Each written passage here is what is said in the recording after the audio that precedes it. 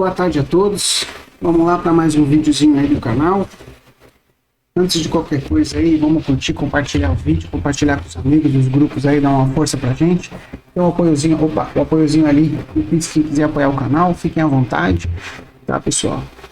E vamos dar continuidade aí na nossa trilogia do Albrooks aí, começando o primeiro livro ainda, né? Então, aquilo que eu falei para vocês, é um conteúdo muito extenso, tá? Então, esse conteúdo com certeza vão dar muitos vídeos aí, tá? Então, eu acredito aí que eles vão passar dos 30 vídeos aí, tá? Para fazer, porque o conteúdo é muito pesado, tá? Então, explicar gráfico por gráfico, todas as entradas, as leituras, então isso a gente vai ter que passar aos pouquinhos para vocês aí, para que vocês possam entender legal, tá? E lógico que mesmo no fazendo um resumo, né, não vou conseguir falar tudo que tem no livro, né? Então você fala, mostra o gráfico, mostra no gráfico, eu vou mostrar no gráfico, todos os exemplos que tiverem gráfico, eu vou mostrar para vocês, tá? Não pode ficar tranquilo, vai ter bastante gráfico, a gente vai conversar bastante de gráfico. Por enquanto nós estamos só na teoria, o que der para ir desenhando, eu vou desenhando aqui para vocês, podem ficar tranquilo, eu vou tirar dúvida, falar comigo no Telegram, eu tiro as dúvidas do Telegram, mesmo que eu demore um pouquinho, eu respondo vocês, tá? Então fiquem tranquilos que vai ter muito conteúdo e vai dar para aprender tudo aí com calma, tá? Vou tirar minha câmera, vocês já viram meu rostinho bonito, já sabem que sou eu. E vamos lá, deixa eu pegar meu desenho, meu point fix, né? E vamos começar a brincadeira, tá, pessoal? Então, como a gente já vinha falando, né? Então a gente está falando das características comuns em tendências fortes, tá? Então a gente ainda está falando das características da tendência no geral. Tá, pessoal? Ainda não estamos falando de candle, estamos falando de tendência, tá? Então, continuando, em tendências fortes, normalmente os recuos não possuem barras com sinal de fraqueza, tá? Então, o que ele quer dizer aqui, ó? Então, não possuem barras com sinal de fraqueza. Então, ele está querendo dizer para a gente o seguinte: quando eu tenho uma tendência forte, então eu tenho uma tendência onde eu tenho as barras, tem uma tendência, por exemplo, né?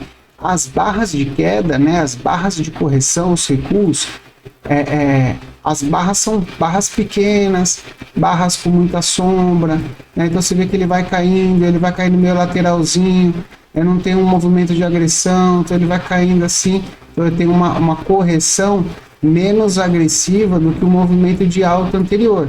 Então, na tendência forte, a perna de alta ou a perna de baixa, ela tem que ser mais agressiva do que a correção. A correção ela tem que ser lateralzinha, devagarzinho, candles de dúvida, candles de lateralidade, vocês vão ver isso, tá? Então, é isso que ele está querendo dizer para a gente nesse ponto.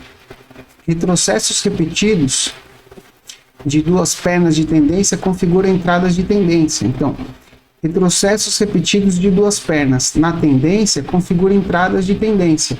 Então, o que ele quer dizer para a gente, tá? Então, eu tenho um movimento de avanço e eu tenho um movimento de retrocesso de duas pernas. Eu posso estar fazendo a entrada no retrocesso de duas pernas, porque ele identifica que isso aqui vai ser uma retomada da tendência, né?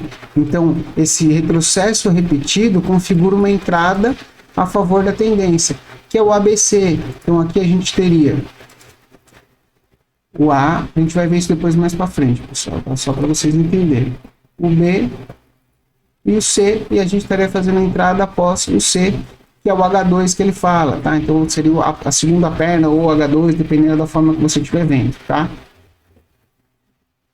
Não ocorre dois fechamentos de preço do lado oposto da média móvel utilizada, que é o da média móvel que você vai utilizar.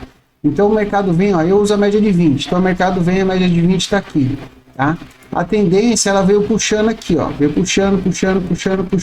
Quando ela faz o pullback, eu não posso ter, por exemplo, dois fechamentos aqui embaixo.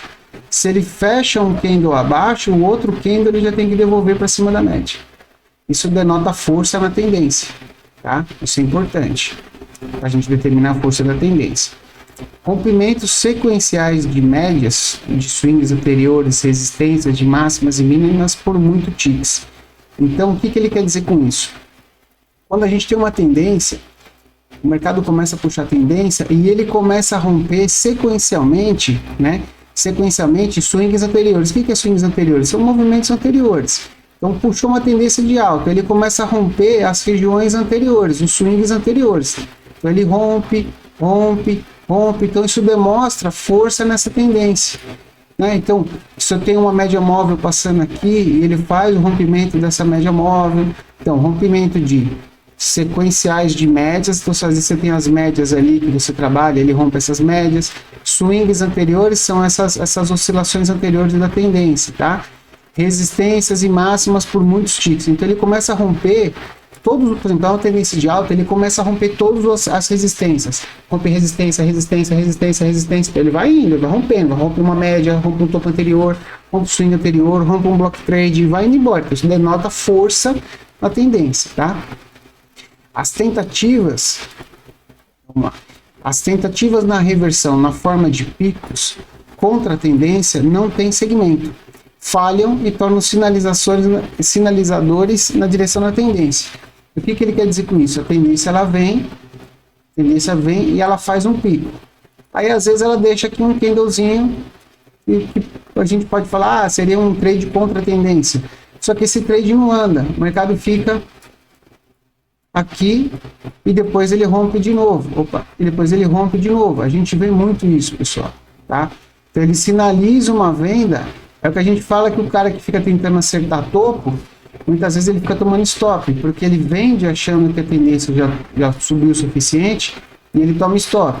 Aí aqui faz outro sinal, ele vende e toma outro stop, porque a tendência vai e continua subindo, tá? Então é isso que ele está querendo dizer. E acaba tornando-se um sinalizador a favor da tendência. Então muitas vezes eu tenho esse movimento e ele faz o topo e ele faz aqui ainda uma barrinha no topo positiva aqui, ó, tá? A tentativa de reverter vira uma barra positiva e mostra pra gente que a tendência continua forte para cima também, ok? Vamos lá.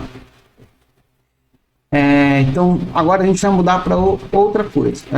Agora a gente vai falar o que? Características desejadas em uma fuga de alta. Quanto mais essas características possuir, melhor será o rompimento.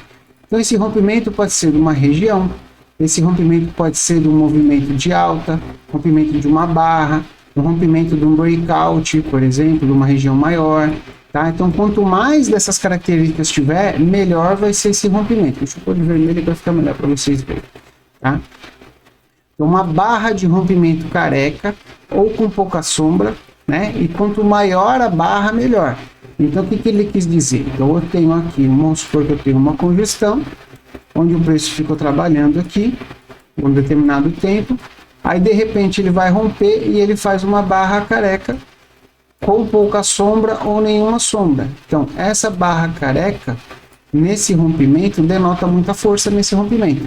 É uma barra bonita, uma barra de força, rompendo uma região anterior. Então, quanto maior for a barra, melhor. Então, se esse rompimento for maior, a barra for maior zona aqui, melhor ainda. Lembrando que ela não pode ser uma barra muito climática, tá? Ela não pode ser uma barra também proporcionalmente, que ela venha e já ande 3 vezes a distância que ela estava aqui nessa congestão, nessa lateralização, tá? Ela vira uma barra climática, tá? Então, só para a gente entender, tá? Volume de 10 a 20 vezes o volume médio das últimas barras. Então você vai vendo lá, por exemplo, quando eu tenho um rompimento, tá? Tem um rompimento. Aí a gente olha lá, tem as barrinhas de volume lá. Tá, vai vindo. A barra que faz o rompimento, você olha ela tem aquele volumão assim.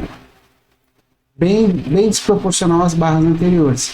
Então esse volume mostra um institucional realizando esse rompimento. Então mostra pra gente que ali é uma barra de rompimento de um range anterior que ficou acumulando muito tempo, tá? Então isso é um ponto importante. O pico aqui no caso seria o spike, tá? O spike vai muito longe, dura várias barras e quebra vários níveis de resistência, como média móvel, máximos anteriores, linha de tendência, né? E cada um por muitos ticks. Então o que ele quer dizer? Vamos supor que eu tenho aqui uma tendência, veio uma tendência de baixa, aí ela lateralizou aqui. Então o spike do rompimento, então eu tenho aqui uma lateralização, tá? O spike do rompimento, o mercado rompe, vai indo barra, e ele vai rompendo. Máximas anteriores, média móvel pode estar passando aqui, né? Então é isso que ele quer dizer. O spike seria aquele spike de alta, que ele pode ser 1, 2, 3, 4 barras, ou quantas barras for, tá? Aquele movimento, aquela puxada no mercado do rompimento, se ela rompe resistências anteriores, né? Então denota força nesse rompimento, da fuga de preço. Então isso é um ponto importante, tá? À medida que a primeira barra de quebra está se formando, isso é interessante, pessoal, e dá para ver isso muito bem no mercado, ó. À medida que a primeira barra de quebra está se formando, ela passa a maior parte do tempo perto da sua altura da máxima, né, da sua alta, e os pullbacks dentro da barra são pequenos, menos de 1/4 da altura da barra crescente. Então, o que ele quer dizer com isso aqui? Vamos trazer para o nosso desenho. Eu tenho lá, vamos supor uma congestão, seja lá o que for o movimento. A barra ela começa a se formar. Então, quando a barra de rompimento ela se forma, aí em determinado momento, essa barra de rompimento, ela volta dentro da mesma barra, tá? Ela volta, faz uma sombra que ela volta a metade da barra, depois ela volta, e volta de novo e faz a barra lá em cima. Não é um rompimento bom. Porque isso mostra, se você jogar no time frame menor, que a barra ela fez o quê? Ela rompeu, voltou, testou a mínima da barra e voltou para fechar lá em cima. Então isso aqui mostra que essa barra, na verdade, ela fez um processo de lateralização na hora de fazer o rompimento. Então qual que é a barra boa? A barra boa é aquela barra que dentro do seu processo, deixa eu apagar aqui, dentro do seu processo de formação, se você olhar no time frame menor, se a gente está falando uma barra de 5 minutos, você olha num minuto, ela faz o quê? No minuto ele faz várias barrinhas pequenininhas assim, ó. Tá? Então o que acontece? Em nenhum momento você tem a oscilação, você tem o preço fazendo assim, ó. Você tem o preço dentro da barra fazendo assim, ó. Você não tem aquela volta para baixo. Então você tem um movimento ascendente forte, né? Lembra aquela outra que eu falei que a barra fez isso aqui e fechou na máxima? Olha a diferença.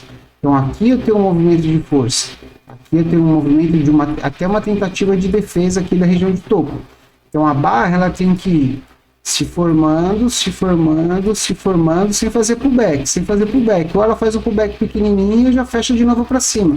Até que ela termina o tempo da barra e ela fez uma barra sólida, de preferência com pouca sombra nos lados e fechando próximo da máxima. Essa é a barra, que é a melhor barra no caso de rompimento que a gente teria. O acompanhamento dessa barra é muito importante para a gente saber, tá? Outra coisa, há um senso de urgência. Você sente que precisa comprar, você sabe que precisa comprar, mas você quer que o movimento faça uma retraçãozinha, mas ele nunca acontece. É aquele rompimento que a gente vê, né? Então, por exemplo, você tem lá uma regiãozinha lá, tem a caixinha lá que ele vai romper, por exemplo. Aí ele rompe. Aí você vê o mercado tomando, rompe de novo. Aí você fala, vou esperar um pullback. Aí ele rompe de novo, aí ele rompe de novo, aí ele rompe de novo. Ele não faz o pullback, é um senso de urgência. Então, cada barra que fecha, o mercado sai tomando o mercado na barra seguinte e puxa mais para cima. E sai tomando o mercado na barra seguinte e puxa mais para cima.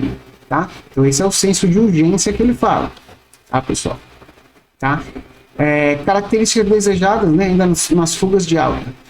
O pico ou spike, né, ele cresce de 5 a 10 barras sem recuar por mais de uma barra. Então isso significa, eu vou fazer verde e vermelho para vocês entenderem. Então vamos supor que essa linha é o rompimento, a barra fez o rompimento, 1, 2, 3, aí ela vai e faz uma barrinha assim, ó. Opa, deixa eu botar de vermelho. Aí faz uma barrinha de recuo aqui. Na sequência ele já mete outra barra. Então ele fez 4, 5, 6, 7... Aí vem e faz outra. Tá? Eu estou contando aqui, pessoal, mas não tem necessidade de ser essa contagem específica, tá? É só demonstrativo. 7, aí ele continua subindo. 8, 9, daí você conta ali que você tem 10 barras e as barrinhas de recuo ou os movimentos de recuo são insignificantes ou não tem esse recuo. Tá? Não existe esse recuo, ele vai 10 barras direto de alta, tá? Significa que essa fuga é muito forte, tá? Então, vamos lá.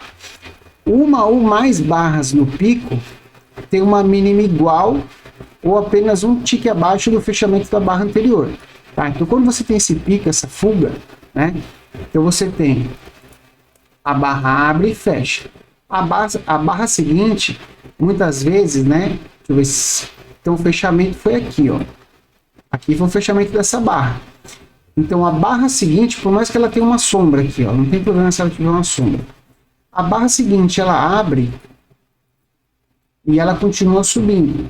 Isso mostra aquela sensação de urgência que a gente estava falando, né? Então, o pico, né, a barra no pico, na fuga, ela tem que ter uma mínima, a mínima dessa barra, ela tem que ser igual ao fechamento da barra anterior ou pouquinha coisa para baixo, tá? E demonstra força, demonstra que o mercado não está fazendo pullback, tá? Uma ou mais barras no pico tem uma abertura que está acima do fechamento da barra anterior. Isso aqui é um gap que ele fala. É um gap de corpo, tá? Isso a gente vai falar mais para frente depois. Então, por exemplo, a barra fecha, mesmo que tenha uma sombra, o fechamento está aqui. A barra seguinte, ela abre aqui, ó. Então, você tem entre o fechamento dessa barra, entre o fechamento dessa barra e a abertura dessa barra, você tem um gap aqui, ó. Isso demonstra fuga, demonstra que eu tive um gap, eu tive uma agressão tão forte no book, que ele fez um gap ali. Não um gap considerado a máxima da barra, mas só o corpo já é o suficiente, porque ele fechou aqui. Então, se você jogar num minuto, por exemplo, se a gente está falando uma barra de 5 minutos, você joga num minuto, você vai ter provavelmente o gap de uma barra para outra. No minuto, ele vai ter ali o gapzinho, que no minuto ele pegou o fechamento de uma e a abertura da outra. Então, no minuto você vai ter o gap, mas nos 5 minutos ele vai ficar desse jeito, mesmo que a gente tenha um rabinho ali, tá? Uma ou mais barras no pico tem um fechamento careca ou poucos ticks abaixo. Então, nesse pico, nesse spike, nessa puxada, a barra ela tem que fechar careca, o ideal. Ela faz outra barra, fecha careca, faz outra barra, fecha careca. Mesmo que aqui a gente tenha sombras inferiores, não importa. Ou um tick ou dois aqui, uma sombrinha aqui, que pode ser só aquela boletinha na hora de fechar o candle. Então, muito pouca sombra, assim, quase imperceptível, um ou dois ticks, não tem problema, tá? Vamos lá. O último aqui, a mínima da barra após uma barra de tendência, então, a mínima da barra após uma barra de tendência de alta é igual ou superior à máxima da barra antes da barra de tendência de alta, criando um micro gap, que é um sinal de força. Então vamos lá, a mínima da barra, vou parar para pensar aqui para poder desenhar para vocês. A mínima da barra após uma barra de tendência, então eu tenho uma barra de tendência, tá? Barra de tendência de alta é igual ou superior à máxima da barra antes da barra de tendência. Aqui é o gap, tá? O micro gap. Então a outra barra, aí sim a gente está falando de gap normal, então aquele gapzinho que a gente vê um espaço aqui vazio que não teve negociação aqui nessa região. Aí é um gap mesmo. Então você tem um gap entre a máxima de uma barra e a mínima da outra. Então aí é o gap de barra mesmo, né? Não de fechamento. Então o gap de fechamento e o gap de barra, tá? Que são coisas diferentes. Eu vou explicar de novo o que é o gap de fechamento e o gap de barra. O que é o gap de fechamento e abertura? Eu tenho uma barra, ela pode ter uma sombra do tamanho que for, não importa. Tá? A barra seguinte, a abertura da barra, eu tenho um gap. Então, se você desprezar a sombra, você vai ter um gap. Se você não desprezar a sombra, você não vai ter o gap da barra em si, né? Do corpo do candle por completo. Mas o corpo do candle é isso aqui, ó. É abertura e fechamento. Abertura e fechamento lá em cima. A próxima abertura faz um gap. Isso é o gap de corpo. O gap de barra, de candle, o candle tem um gap. Aí você quando fala candle por completo, candle, você tem que contar a sombra. Então, contando a sombra, aí o próximo gap, a próxima barra, ela tem que abrir, tá? E ela tem que ficar lá para cima. Aí eu vou ter aqui um espaço vazio, que é o nosso gap. Aí eu tenho um gap contando a barra toda com sombras. É diferente, tá? Mesmo que seja um micro gap, seja um ou dois ticks, é um sinal de força, tá? Então, vamos dar sequência.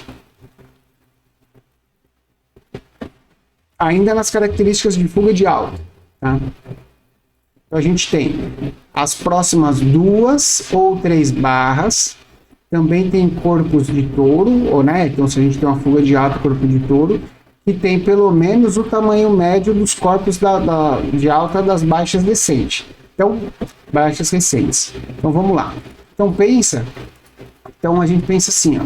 Então a gente tem uma tendência de baixa. Então ele vem lá numa tendência de baixa, por exemplo. Tá?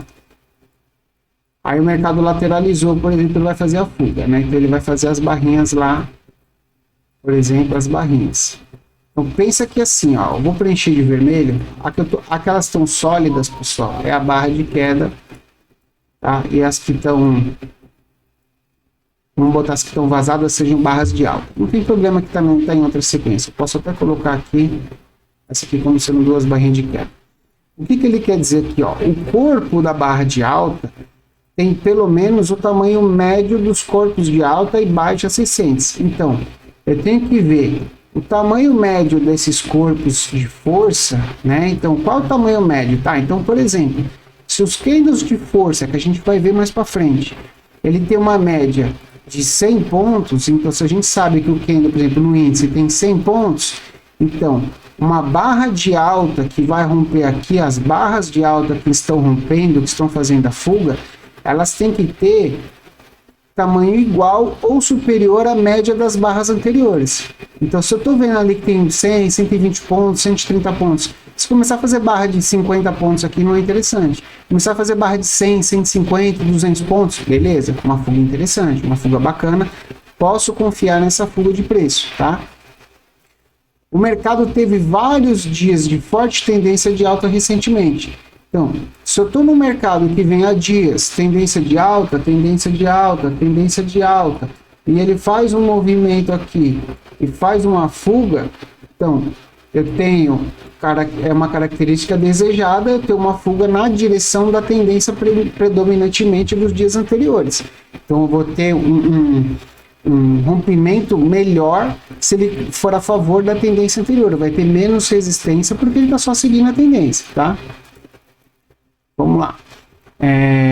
Há uma pressão compradora crescente na faixa de negociação, representada por muitas grandes barras, né, de tendência de alta, e as barras de tendência de alta são claramente mais proeminentes do que as de tendência de baixa no intervalo. Então vamos traduzir isso. Vai demorar um pouco esse resumo, pessoal, porque assim, a linguagem que ele fala lá é uma linguagem muito complexa, eu estou tentando trazer para vocês de uma forma mais prática, tá? Mais simples. Então pensa que a gente tem um intervalo. Tá? Então o que ele quis dizer aqui pra gente? Vou botar até azul esse intervalo aqui. Então, a gente tem um intervalo aqui. Tá? Então a gente tem lá, por exemplo, uma faixa de negociação. Aí você começa a olhar essa faixa de negociação, né? E eu vejo que toda vez, né, a pressão compradora dentro dessa faixa, as barras de compra são grandes. Quando eu tenho as barras de correção, são barras pequenininhas. Aí o mercado vai fazer um movimento de alta, ele faz barras grandes. Aí ele volta, ele faz barra pequenininha. Aí ele faz uma barra grande. Você vê que as barras de venda, as barras de correção aqui dentro, muitas vezes são barras pequenininhas. E toda vez que ele reage com força compradora, ele faz barras grandes. Então, essa característica, a gente olhando para trás, mostra para a gente que a gente está tendo pressão de compra. Então tem pressão compradora dentro dessa faixa. Toda vez que entra pressão compradora, ela move o preço. Pressão compradora, ela move o preço. Pressão vendedora vem, cai com nojinho, a gente fala, cai com nojinho. A pressão compradora move o preço. Pressão compradora move o preço. Pressão vendedora, nojinho, nojinho, nojinho. Entra compra, pum, porrada. Entra compra, porrada. Então você vê isso. Você vê que toda vez que entra compra no mercado, o mercado puxa. Quando ele seca essa compra e começa a entrar venda, ele cai devagarzinho, cai como se ninguém quisesse vender. Cai porque ninguém quer vender. Aí o cara que está comprado quer livrar a posição, quer diminuir a posição, ele vai vendendo de pouquinho em pouquinho, então o preço vai caindo. Até que ele compra de novo e puxa o mercado de novo, tá? Outra coisa importante que determina a força. O primeiro pullback ocorre após no mínimo 3 barras. Então você tem que ter 3 barras de alta. Então você teria que ter 3 barras de alta para depois você começar a ter o pullback. Então essas 3 barras de alta determinam a força. Então assim, não é uma de cada característica dessa. Quanto mais características dessa você juntar dentro de um processo, melhor. Tá? Então, volta nesse vídeo, vê várias vezes esse vídeo, vê várias vezes, memoriza essas características, anota essas características. Quando você vê um rompimento, você fala, legal, tem 3 barras, o pullback é pequeno, aí fez 5 barras com pullback pequeno, ah, legal, essa fuga tá forte, então tô tendo uma tendência de alta, eu posso tentar comprar depois um pullback, tá? Então isso é importante. O pullback ocorre apenas 1 ou 2 barras e desde que não seja uma barra de reversão, tá? Então, se eu tenho um movimento de alta, tá? O pullback, ele é 1 barra, 2 barras e já vem o movimento de novo. O que a gente não pode ter é uma barra de reversão. Então eu tenho um movimento de alta, aí ele faz uma barra de reversão de queda aqui vermelha, por exemplo, feia, né? Então, tipo assim, ó. Vamos lá, eu tenho lá um movimento de alta, fiz 3 barras de alta, legal. Aí aqui no topo ele faz o que? Ele faz isso aqui, ó. A correção ele vem com uma barrona feia aqui, ó. Ah, aí perdeu. Por quê? Porque aí eu tenho uma barra de reversão no topo. Aí eu vou ter já players tentando entrar aqui na ponta vendida, forçando o mercado para baixo.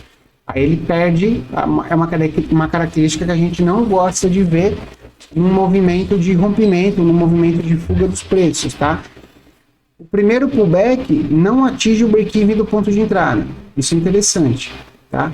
Então, o primeiro pullback que o mercado faz... então o mercado rompe. O primeiro pullback, ele não vem no break-even. Se a tua entrada foi aqui, o primeiro pullback, ele não vem no break-even. Onde seria o break-even da operação. Significa que os players que compraram essa região tá defendendo e tá jogando os preços mais para cima. Tá, pessoal? Vou estender um pouquinho esse vídeo aqui, porque eu queria só ver aqui. Vamos falar só mais desse slide aqui para a gente terminar a fuga de alta. Tá? A fuga reverte muitos fechamentos e máximos recentes. Então, se eu tenho ali uma região, né, não precisa nem ser uma congestão. Então, vamos supor que o preço ele veio trabalhando aqui, ó. Aí ele foi trabalhando assim, ó. Eu tenho uma fuga. Ele rompe, né? Ele reverte, aqui no caso, a fuga reverte fechamentos e máximas recentes. Essas máximas recentes ele vai reverter, ele vai fechar acima. Ou eu tenho várias barrinhas ali, ó, pequenininha, com vários fechamentos aqui, ó. E de repente ele me faz uma barra de fuga aqui, que ele vai reverter né? Vai fechar acima de vários fechamentos anteriores. Isso determina a força na fuga também. Por exemplo, quando houver um canal de baixa e uma grande barra de alta se forma, essa barra de rompimento tem uma alta e fechamento que estão acima dos máximos fechamentos de 5 até 20 mais barras. Então, muitas vezes, a gente vê o mercado uma tendênciazinha de baixa assim, ó. Esse aqui são várias barras, tá, pessoal? Tem uma tendência de baixa e de repente ele faz o quê? Ele faz uma barra de alta, ele fecha, que ele come toda essa tendência de baixa. Às vezes é uma tendência de 10 barras ou 20 barras, né? Uma tendência de 20 barras. Então fica aquelas barrinhas 2Gzinho, 2Gzinho, 2Gzinho, 2G.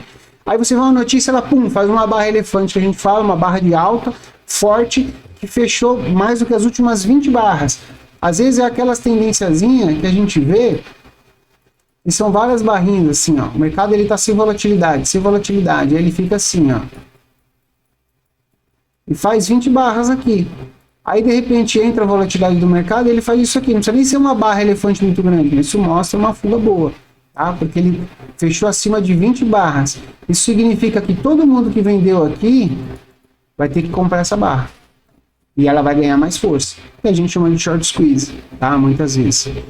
Um grande número de barras revertidas pelo fechamento da barra de alta é um sinal mais forte do que o número semelhantes de barras invertidas pela máxima, né? Então, por exemplo, então vamos lá. Deixa eu traduzir aqui para vocês, para simplificar. Então, um grande número de barras revertidas pelo fechamento da barra de alta é um sinal mais forte do que o número semelhante de barras invertidas pela máxima.